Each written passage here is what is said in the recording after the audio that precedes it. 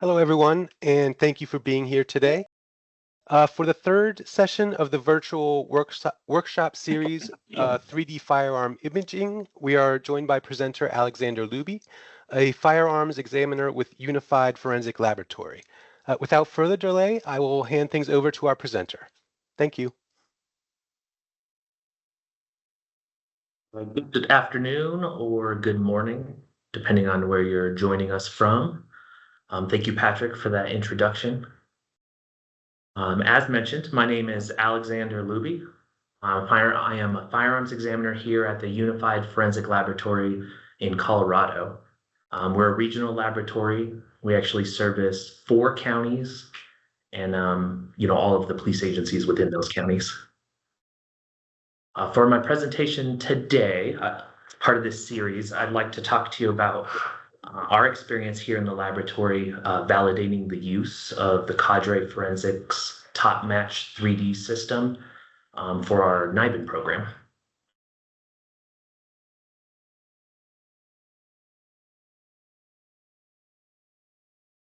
All right, so a couple things I want to talk about. There's a lot of 3D imaging systems out there, but here in our laboratory, we've adopted the Cadre Forensics Top Match 3D system. There's a lot of information here that may be applicable to some of the other systems as well. So hopefully you get good information regardless of which 3D imaging system that your laboratory may purchase. A couple things that drew us to this particular system was the virtual comparison microscopy. We have not currently validated that for use in firearms examination casework, but now that we have finished our NIBIN validation, that's next up on our list. As part of what we use this system for in our NIBIN process, it has an incident analysis, which uses a comparison algorithm to link cartridge cases together. And it kind of shows you what that looks like in a visual format, in a triage graph. It also shows you that in a scoring grid, which both of those I'll talk about a little bit more throughout the presentation, and I'll have a few images on what those look like. But maybe the most important, on their website, I have listed here, they have tutorials, lots of information about how the system works, lots of advertisements if you need to review any of these processes or what the system is capable of. And then after you sign up with them, they actually have video presentations about how the system functions, tutorial videos, and step-by-step walkthroughs, that kind of information. Right, so anyone that has a NIBIN program is probably familiar with the NIBIN triaging. You get evidence in, and we start separating them by class characteristics. So I have a little graphic here that shows kind of the process that a human would go through of separating by caliber, and then separating by shape of firing pin impression, and then potentially, if you need to, even breech face mark features. And this is kind of the process that we've been using just with traditional light microscopy here in the lab, either with a comparison microscope or a stereoscope. But we wanted to adopt the 3D technology to see if it would help with the triaging process as far as speed, but also in accuracy. So let's begin with our validation of the actual hardware. Our validation was 2-part. We'll talk about the hardware first, and then we actually did a validation on the algorithm as well. So provided to us from Cadre Forensics was a microscale reference. This essentially is an object that will fit into the holders of the system for scanning, that the surface is covered in a sine wave. We call it a sinusoid. So the first part of our validation was to do multiple scans of this sinusoid to kind of give us an upper and lower limit on what was an acceptable measurement for the system and what is an acceptable measurement moving forward in our casework. So the first 2 values, which, let me pause here for a second. A lot of this is very number heavy, and so I apologize for that in advance, but I'm not going to dwell on this a ton. If you have any questions about this, feel free to ask during the presentation, but I will also have my contact information available, so you can contact me afterwards as well, and we can discuss this in more in depth if you would like to. But so the two main stats that we kept track of were RSM, which was the distance of peak to peak on the sine waves on the surface of the sinusoid. And the second one is called RA, and that's the height deviation from the mean. So if you have a sine wave, you find what the mean height is between the peak and the lowest part of the sine wave. And then RA is an average of the mean of that distance to the peak. So on the right here, you can see our charts of our measurements that were taken. We did a total of 30 measurements over the course of 21 days. And this was to account for, differences in, temperature, humidity, environmental conditions within the laboratory, but then also differences in the user, sleep differences, energy differences, and try to use those as part of our ranges. So you can see here, they're plotted over the course of the days. And then all the measurements here fall within, the green is the control line. That's the actual mean. The blues are 1 standard deviation away, up and down, and the yellows are 2 standard deviations away, up and down. And for the most part, all of our numbers fell within 2 standard deviations. We only had 1 outlier on 1 day, and that could have been for numerous reasons, but we kept track of it. It's important to note here the day differences. As you can see on the first chart on the left for RSM, there's kind of a clear area where they're higher and lower, and those are representative of the different days. Same on the RA, but the ones that are higher and the ones that are lower are different. So kind of that combination gives us a pretty robust set of numbers for our calculations.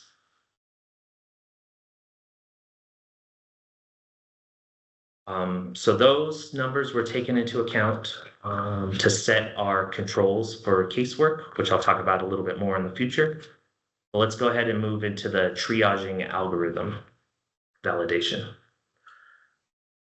So to set this one up, to try to encompass real casework, what we see here in our laboratory, we reviewed the past 4 years of casework to identify percentages of caliber and firearms that were seen here in the laboratory for NIBIN casework. I give some examples here. You can just quick see, but we get a lot of 9mm Luger caliber and way less of some of the bottom calibers there. We also see a greater percentage of Glocks here in our laboratory, followed by some of the other major manufacturers. And so how we set this up is we took 97 total firearms to represent these percentages. And then we did 4 test fires from each of these firearms. We did 2 nickel primer test fires and 2 brass primer test fires, also to mimic differences in evidence that we would see within casework. All of those test fires were scanned and masked within the system, and then we ran the triaging algorithm, giving us, as you see here, a total of 15,404 total comparisons.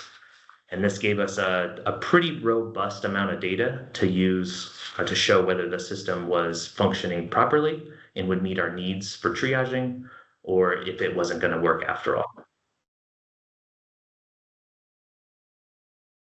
So next up here, I want to talk about a couple pretty important terms when it came to deciding if we were going to be able to use our system for NIBIN triaging. First term here is sensitivity. Sensitivity represents a percent of same source comparisons above a 0.5 threshold.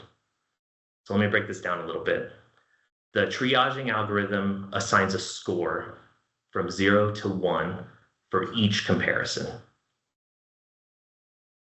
What the system hopes to do is anything scored above a 0.5 should be 2 cartridge cases that should be grouped together.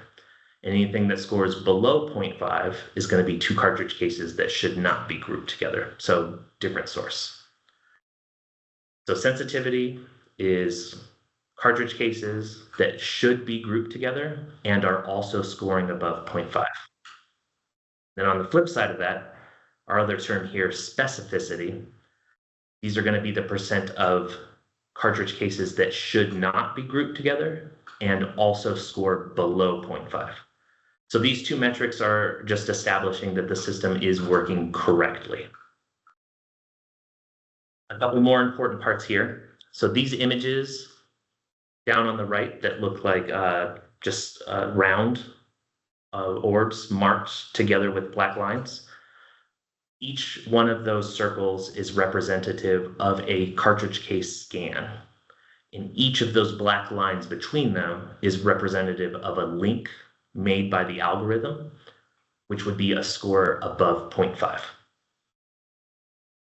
So overall sensitivity is going to look at every single link possible within the scans that would be scoring above 0.5 and are also same source comparisons. With that, we also have in the little group chart here, grouping sensitivity. Grouping sensitivity represents cartridge cases that are linked together, potentially a group of cartridge cases linked together, where maybe they didn't all link with each other cartridge case in the group, but ultimately when you look at all the links together, you have the total group. So my pictures here on the slide kind of represent that. The picture on the top that shows 4 circles linked to each other around the perimeter, and then also like a plus sign in the middle. That is a complete link where each cartridge case has linked to each other cartridge case in the group.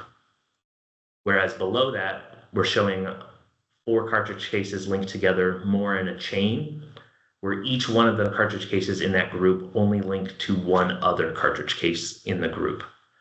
And so that bottom picture is going to represent our grouping sensitivity, where the top picture is more representative of overall sensitivity because every link was found within that group. So as you see here, there's some variation in the grouping percentages and how well the algorithm can group certain calibers.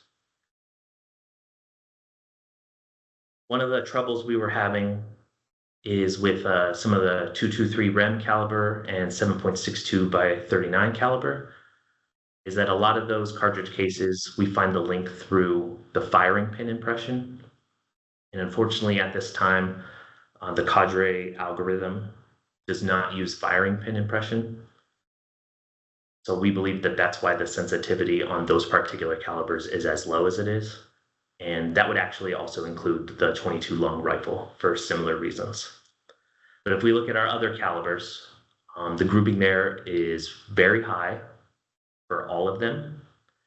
And potentially the most important note here is that specificity was 100% across the board, meaning that the system does not link cartridge cases that came from different firearms. And that did not happen at all in our validation through all of those more than 15,000 comparisons. So at this point, we were very excited. This was good data for us to use to move forward with potentially implementing this into Casework. Here's some graphs to kind of show a visual representation of some of that data. So the graph on top is showing the algorithm score and showing the divide between known matches in blue and then known non-matches in yellow. And as you can see, there are some known matches that do score below the 0.5 threshold. And so those ones end up not being grouped with the rest of the group. But what's really important here is this huge disparity between the left side of the graph showing the known non-matches and the right side of the graph showing the known matches. And this just illustrates that the system does not group cartridge cases that came from different firearms. And if it is going to group them, you can feel pretty confident that they were from the same firearm. Just right below that is just a little snippet to show what the actual score matrix looks like. Definitely do not read too far into that, but what it's just showing are the comparisons that are highlighted in green are above the 0.5 threshold and are known matches, and the ones in yellow are below the 0.5 threshold but are also known matches. So those are potential missed links. So after we completed this validation, we kind of were presented with some potential options as far as how to implement this into casework. So the strategies that were presented were to use the algorithm 100% of the time, set at a 0.5 threshold. And that pretty much gives us the exact numbers that I just showed you in the graph before about how we could expect the cartridge cases to be linked together. Something that was identified during the validation was that potentially we could also do a 100% use of the algorithm, but lower the threshold down to 0.1.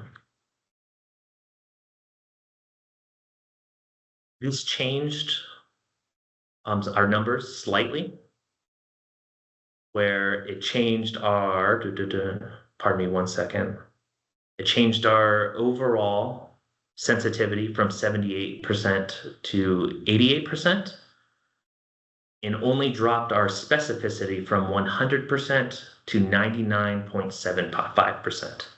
So in this scenario, there is the potential chance of cartridge cases that were fired from different firearms being grouped together, but at a 10% increase in sensitivity and correct cartridge cases from the same firearm being linked together.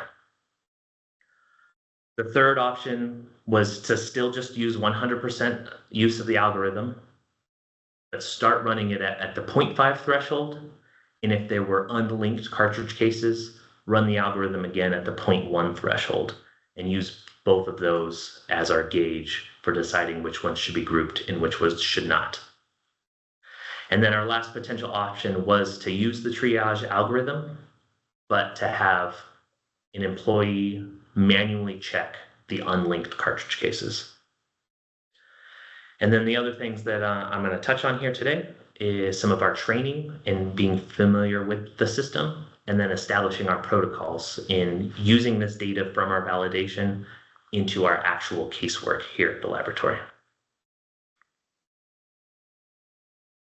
So the process that we decided is to use the algorithm and then have manual intervention for the unlinked cartridge cases. So this is kind of the process. Step one is to scan the cartridge cases into the system. Step two is to do the appropriate masking, which this masking process is what tells the algorithm which areas of the breech face to look at. And then the third step is to run the algorithm and potentially see any links. Then this is where the manual intervention comes in, where any cartridge cases that are unlinked, someone reviews those images in an attempt to link them or say that, yes, indeed, these cartridge cases should be unlinked. And then final step is to document our process.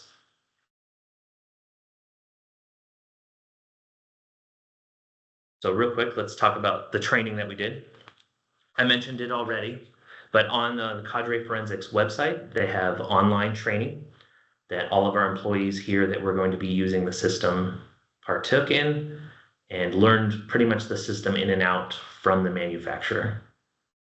We also then created triaging kits, and this was for all of the employees to put into practice what they learned from the online training. And so each of these kits were scanned by each employee, masked, the algorithm run, and then manual intervention done if necessary. And then that was compared against the answer key to ensure that the system was working as intended based on the protocols we set in place, and that the employees were appropriately being able to work the Cadre system. We then created mock cases, and this was for competency before applying all of this into actual casework. And then we kind of actually just implemented a training plan for courtroom testimony, specifically centered around the 3D virtual technology as kind of a supplement for the courtroom testimony training that we all already go through in the laboratory for the NIBIN program. As far as our SOPs go, this actually took a lot of time to kind of think about how this was going to change our workflow process from the SOPs we already had written. But so we wrote in procedures and protocols for using the Cadre Forensics Top Match 3D scanning system into Casework. And this pretty much just encompasses everything that we learned through our validation process. We also implemented a series of performance checks that need to be done on the system. And the performance checks are done two ways. As part of the system use, there's a gel pad that actually presses onto the surface of the cartridge case. And this gel pad helps the cameras visualize the surface. So our performance checks involve scanning what's called a ball grid array every time a new gel pad is used, and that just sets parameters for that gel pad to make sure that it's working as intended. We also scan the sinusoid at the beginning of every tray. So the Cadre system, one tray can fit 15 items. So right now we set one item as the sinusoid reference and then up to 14 cartridge cases. And scanning that sinusoid reference first goes back to the beginning of our validation, where we set our upper and lower limit for measurements that were acceptable. So the data from our validation was loaded into the system, and then every time we scan the sinusoid reference from now on, it compares it to the data from our validation to say if our measurements are within or outside of the acceptable parameters. So as long as they're within, we continue as normal. If they fall outside of the parameters, we either need to adjust our scan as a user, or if it's continually falling outside the parameters, then there's an issue with the system, and we need to work through tech support with Cadre Forensics. And then we also set up a maintenance system. We do our maintenance monthly, and this primarily is made to set standards and controls for the actual scanning hardware. So we're checking that pegs are secure, that magnets are holding things as intended, that the gel retention disc is not torn or broken, and this system actually has a roller to clean the gel and make sure there's no debris on the roller. And I'll talk about some of that a little more here in a moment on some of our challenges that we ran into in trying to implement this. So during the validation, the algorithm performance actually was a little lower than we expected it to be. Based on presentations that we've heard from Cadre Forensics and based on the performance on some of the calibers, we expected that high level of performance for every caliber. But as I mentioned before, there are some limitations, like not being able to use firing pin impressions as part of the algorithm in calibers where the firing pin impression actually has a lot of information. Another challenge we ran into was during the masking process. So the masking process is freehand by the user. So after the scan is complete, you have to mark areas to indicate where the breech face is, where any firing pin aperture shear is, firing pin drag, the direction of the drag, those types of things. And since that is a fully hands-on process by the user, there's definitely a lot of room for error within the masking. As part of our validation, we did attempt to remask some of the samples that scored lower to see if that was part of the issue, but ultimately it didn't change the numbers at all. So while that is something to pay attention to, in our validation experience, changing the masking slightly didn't make a big impact on the algorithm's performance. I already mentioned the firing pin impressions, but the thing that we probably had the biggest challenge with was debris on the cartridge cases. So hairs, fibers, and various other types of dust show up on the scan because it is so sensitive. And so it's very important that the head of the cartridge case is clean of any debris and that the gel pad, which is a little bit sticky, is free of any hairs, fibers, or debris. So what we have found is that the system comes with a roller that has a somewhat sticky surface to wipe on the gel pad when it's attached to the system. And then that roller is supposed to remove any hairs, fibers, and debris. But as you can imagine, the roller itself collects tons of these hairs and fibers. So we found that you can actually use water to rinse off the roller in between scans, and that keeps the roller relatively clean and has better performance in keeping the gel pad clean. A couple other little ones we ran into. 22 calibers, because they're small, they fall through the holder when the gel pad presses on it. And so then the gel pad can't make good contact with the head. We mentioned this to Cadre, and they actually sent us some posts to put inside the holder that keeps the 22 calibers from falling through. So you can just ask for that and you can get those as well. We also noticed a correlation in missed groupings between the nickel primer test fires and the brass primer test fires. So it appears that the algorithm works better comparing the same primer type as opposed to comparing different primer types. I mentioned it a little bit in the hardware section, but because we did so many scans of so many test fires, examiner fatigue became a real problem. And we had to spread all of our scanning over multiple days to ensure that the person that was scanning wasn't, I don't want to say getting sloppy, but not as precise with their masking or with their cleaning of the gel pad. And then as far as we've been integrating all of our data into actual casework, we've been running into some challenges with our documentation. We're working with our IT department in an attempt to link the Cadre system directly with our LIMS system, which is actually justice tracks. And so far, we haven't been able to do that. So any data that we want to get from our Cadre system, we have to actually put on like a flash drive and transfer it to our other computers. And so this is a timely process that would be a lot faster if they could be integrated to each other. The system also currently, it does have a custom report feature, but only for the virtual comparison microscopy portion of the system. It actually doesn't have a triage report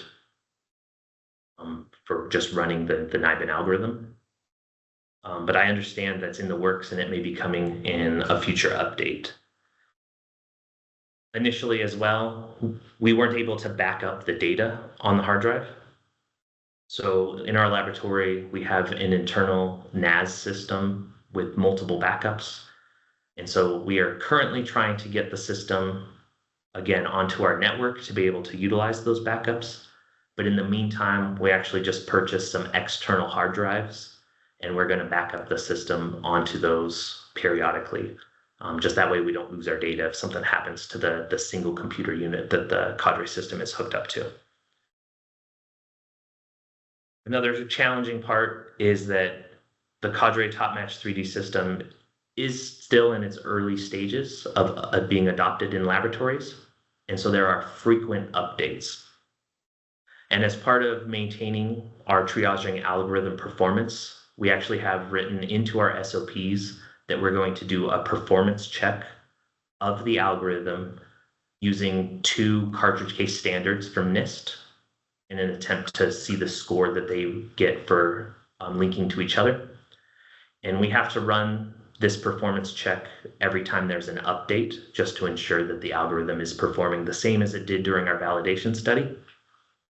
And so this is a time-consuming process when there is frequent updates, about every 3 months or so through this process. The other portion that has been a little bit of a challenge is because, again, our Cadre system isn't linked to our network here in the laboratory. When we do have an update, we have to download that update on our regular computer and then transfer that over to the Cadre system, again with a flash drive. This is a time-consuming process and actually leaves open a lot of room for error since somebody is moving the files around onto a flash drive multiple times throughout the process. So we're hoping, again, we're working with our IT department, we're hoping to get those linked to kind of alleviate some of these slowdowns and potential areas for error in the process. So as far as current efficiency improvements that we've seen by beginning to utilize the system in actual casework, accuracy is definitely up. And there are some cartridge cases where some of our NIBIN technicians have looked at them under the microscope and actually had a bit of a hard time making the link together, whereas the system was able to find it with a relatively high score.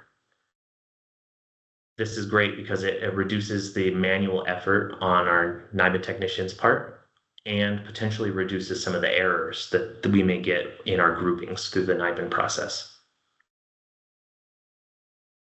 Something that's been shown to us is that while we are still collecting data and we don't have like an exact number for how much faster or how much more accurate this is, what our NIBIN techs have told us is that at the very worst, it takes the same amount of time as doing the NIBIN triaging the traditional way on a comparison microscope or a stereoscope. And then we have numerical data to add to our case to kind of bolster that grouping and help the NIBIN technicians feel more secure in that grouping when they have to testify to it.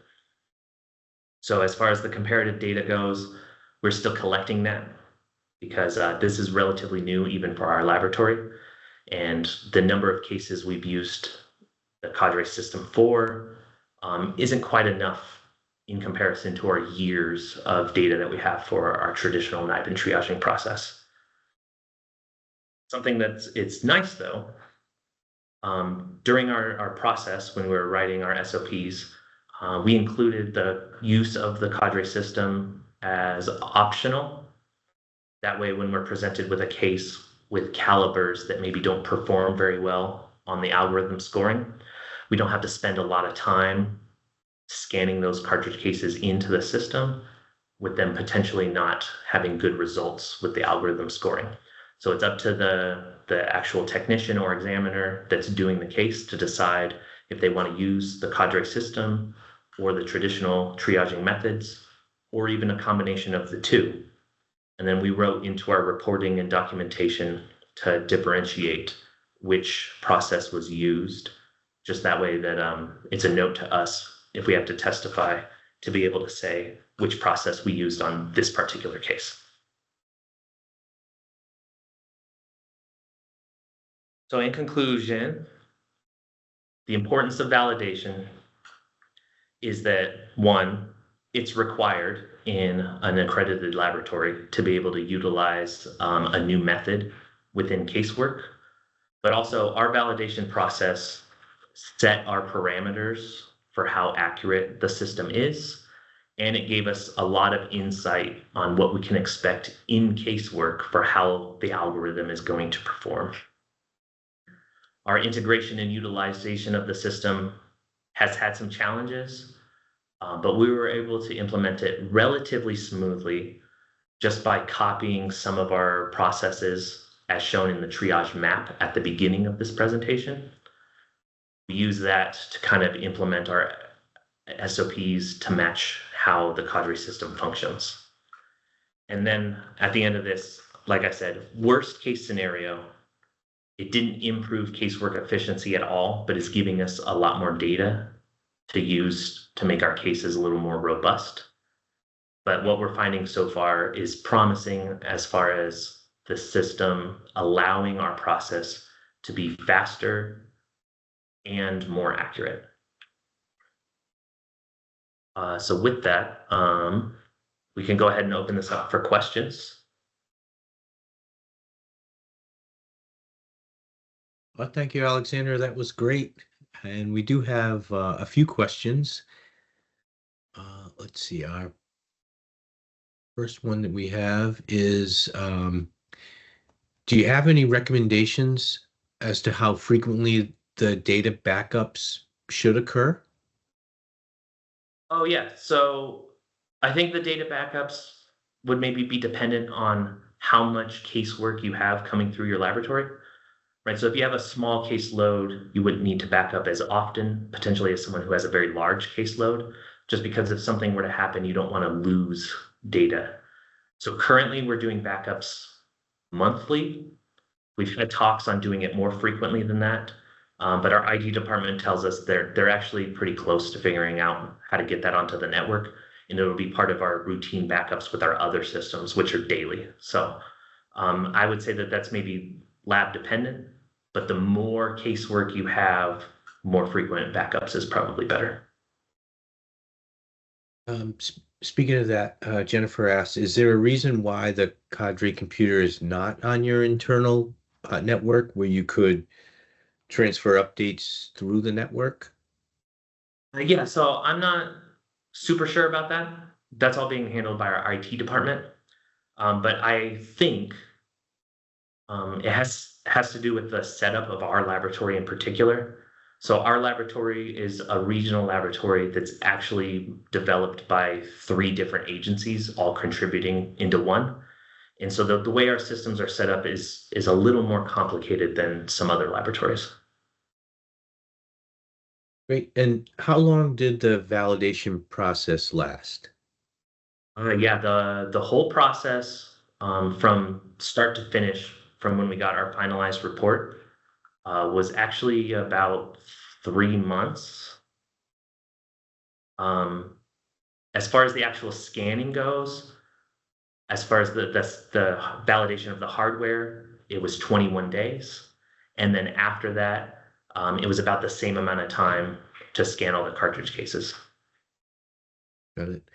And have your analysts already been testifying on this method? And can you give us a little more detail as to their experience level? So our NIBIN technicians that we currently have been employed at the laboratory for about a year and 3 months. And so as part of their training process for the NIBIN program, we were doing the Cadre validation towards the end of their training. So we just kind of tacked it on as part of it. So it actually worked out really well as far as integration into the training process. They have not testified yet as far as like this Cadre specific process. But like I said, we took our courtroom testimony training that we already had, and we actually just added on a few more questions just to kind of tackle 3D imaging generally.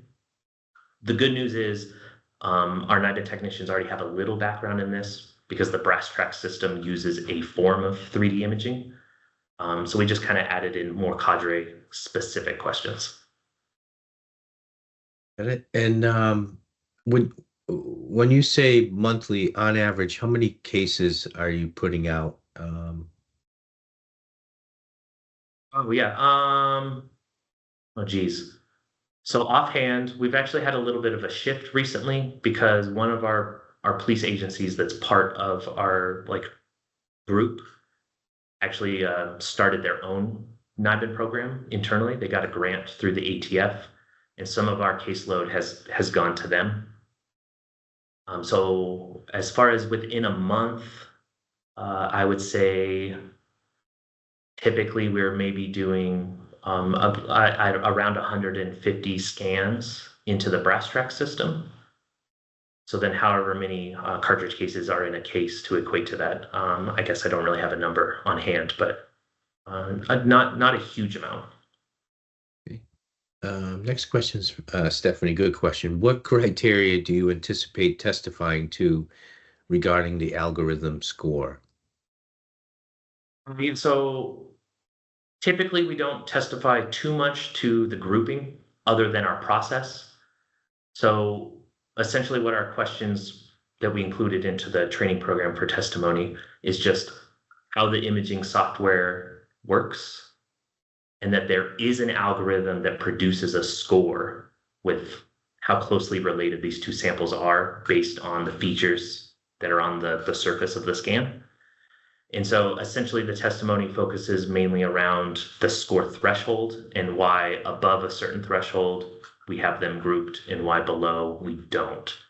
But a lot of that is open to just that the system is doing that number and that our NIBIN technicians and examiners are kind of doing a second check on the grouping when the algorithm doesn't group them. But this validation study and kind of our results from that, we've gone over that with all of our employees so that they can at least speak to that the algorithm doesn't group things if they are from different sources, so that at least if there is a group, they can lean on that. Thank you. Next question is, it looks like the scans included in the presentation were taken prior to Cadre, including DFP capability. If you were to rescan, would the algorithm be able to use that data, or is it programmed to exclude it? So currently, the algorithm does not use the firing pin impression. And so, yeah, during our scans, you can select which areas it's scanning. And we selected just to do the breech face, not the firing pin. But there is going to be an update to the algorithm that does include the firing pin impression. We here at the laboratory don't know when that's coming down the pipeline, but in our talks with Cadre Forensics through our validation process, they've assured us that it will in the future be part of the algorithm. Great. Did you see any differences in performance when masking was completed by different individuals? Yes. So most of our validation was done by one person as far as the masking goes. And then when we were doing our triaging kits, everybody masked slightly differently. There was some variation, but for the most part, and I don't have an exact number, but if I just took a guess, greater than 90% of the time, the algorithm was still able to link them, even with the masking differences between user to user. But there were just some slight variations where when we went back into the system and adjust the masking, the grouping was a little bit better. And I'm not sure if you were involved in the procurement phase, but if so, were there other instruments that you were also looking at? And then again, if so, why did you choose Cadre as the final choice for your lab? Oh, yeah. So we just kind of looked at some of the pros and cons between all the different systems, and as far as some of the capabilities that they had. And I believe actually this algorithm in the potential use for our NIBIN program is why we selected the Cadre system. And then in addition to that, being able to use it for our other firearms examination casework, it just seemed to fit the direction that our unit wanted to go. Thank you. I guess we could ask, did anyone have any questions or comments that they'd like to make on some of the homework readings? So the human factors one, the one by the one that was posted in the American Academy of Forensic Sciences on firearm and tool mark 3D measurement systems, or the other one in the American Academy of Forensic Sciences on implementation of 3D technologies in forensic firearm and tool mark comparison laboratories. Is any comments or questions on those readings? Well, Alex, we thank you very much for joining us today. Yes, thank you. And just like to add real quick, I have my contact information on the screen here. This was relatively quick to go over quite a bit of information. So if you have any other questions specific to any part of this presentation or any part of our validation process, please feel free to reach out to me. I'd be happy to answer anything more detailed than I was able to today. Just as an example, I think our report from our validation is almost 30 pages long, so it's a ton of information. Great, thank you again, and thank you again, everyone, for joining us this week.